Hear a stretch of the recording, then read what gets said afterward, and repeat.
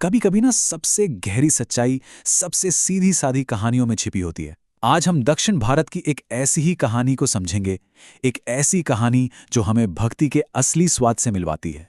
तो ये कहानी हमें ले चलती है दक्षिण भारत के एक छोटे से गांव में। ये हमें याद दिलाती है कि सच्ची भक्ति अक्सर बड़े बड़े अनुष्ठानों में नहीं बल्कि सबसे सरल और सच्चे कामों में ही मिलती है। कहानी के दिल में है एक बुजुर्ग माँ। उनकी पूरी दुनिया अपने ठाकुर जी यानी भगवान कृष्ण के चारों तरफ घूमती थी। उनकी भक्ति देखे किसी शास्त्र या ज्ञान पर नहीं बल्कि एक माँ वाली ममता पर टिकी थी। उनके लिए तो बस एक ही सच था, मेरे ठाकुर जी भूखे हैं और उन्हें खिलाना ही मेरा धर्म है, बस। हर सुबह उनका दिन किसी नियम से नहीं, प्यार से शुरू होता था। पहला काम अपने ठाकुर जी के लिए खिचड़ी बनाना। उन्हें इस बात की कोई चिंता नहीं थी कि नियम क्या कहते हैं, बस एक भूली सी फिक्र थी कि कहीं मेरा भगवान भूखा न रह जाए। वो बिना नहाए ही खिचड़ी बनाती, उसे पंखे से ठंडा करती और कहती, मेरे लाल जल्दी से खा ले, तुझे भूख लगी होगी। ये था भक्ति का सबसे शुद्ध, सबसे सच्चा रूप। और सबसे कमाल की बात तो ये थी कि उनका ये निस्वार्थ प्रेम एक तरफा बिल्कुल नहीं था। ऐसा कहते हैं कि खुद भगवान कृष्ण हर दिन आते थे और उस प्यार से बनी खिचड़ी को बड़े ही चाव से खाते थे। ये भक्त और भगवान के बीच का एक, कह सकते हैं, डायरेक्ट कनेक्शन था, जिसमें किसी बिचौलिए की जरूरत ही नहीं थी। लेकिन फिर इस सीधी साधी प्रेम कहानी में एंट्री होती है ज्ञान और नियमों की। एक दिन गांव में एक बहुत बड़े, बहुत ही विद्वान पंडित जी आते हैं और जब उनकी नज़र उस बूढ़ी माँ की पूजा पर पड़ती है तो वो हैरान रह जाते हैं। पंडित जी, जो नियमों और शास्त्रों के ज्ञाता थे, ये देखकर तो एकदम सहर उठते हैं। वो कहते हैं, भगवान को बिना स्नान किए और बिना विधि विधान के भोग नहीं लगाया जाता। ये तो अनर्थ है, ये तो पाप है। उनके इन शब्दों ने उस माँ के सरल विश्वास की नींव ही हिला दी। और यहीं पर कहानी अपने सबसे बड़े सवाल पर पहुंचती है।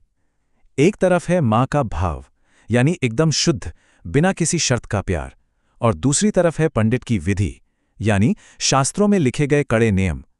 तो सवाल ये उठता है कि ईश्वर तक पहुंचने का असली रास्ता कौन सा है, प्रेम या प्रक्रिया? अब पंडित जी की बातों से वो बेचारी माँ तो डर गईं। अगले दिन उन्होंने सब कुछ नियमों के हिसाब से किया। पहले स्नान किया, घर साफ किया, फिर मंत्रों का जाप किया। लेकिन इस सब विधि विधान को पूरा करने में इतनी देर हो गई कि वो प्यार का जो एक स्पॉन्टेनियस फ्लो था ना, वो कहीं खो सा गया। तो अब सवाल यह है कि जब भक्ति में भाव की जगह विधि ने ले ली तो उसका नतीजा क्या निकला? क्या ईश्वर इन नियमों से ज्यादा खुश हुए? जब पंडित जी मंदिर में पूजा करने पहुंचे तो उन्होंने एक ऐसा सीन देखा जिसने उनके सारे ज्ञान को, सारे घमंड को झकझोर कर रख दिया। उन्होंने देखा कि ठाकुर जी की मूर्ति की आंखों से आंसू बह रहे थे, और इससे भी ज्यादा हैरान करने वाली बात यह थी कि मूर्ति के होठों पर खिचड़ी के कुछ जूटे दाने लगे हुए थे। और तभी मंदिर में एक आकाशवाणी गूंजी। भगवान की आवाज ने पंडित से कहा, तुमने मेरी भक्त को डरा दिया। आज मुझे भूख से तड़पना पड़ा क्योंकि वो तुम्हारे मंत्रों और नियमों में उलझ गई। उस आवाज ने साफ साफ कह दिया कि उन्हें उस माँ की सरल खिचड़ी ही सबसे मीठी लगती है, क्योंकि उसमें नियमों का नहीं बल्कि प्रेम का स्वाद है। ये जो साधारण सी लगने वाली कहानी है ना, ये हमें भक्ति के असली मतलब के बारे में बहुत कुछ सिखा जाती है।